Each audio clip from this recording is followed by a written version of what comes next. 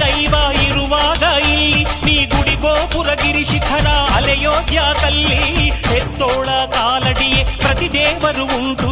ಕೈ ಮುಗಿದು ತಲೆಬಾಗು ಸ್ವರ್ಗ ನಿನಗುಂಟು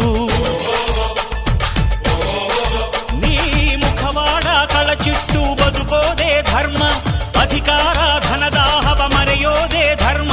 ಹಣ ಬಿದ್ದರೆ ನೀ ಕುಂಚ ಹಂಚೋದೇ ಧರ್ಮ ನೀ ಮಗನಾದರೆ ನಿನ್ನ ತಾಯಿಯ ಕಾಯೋದೇ ಧರ್ಮ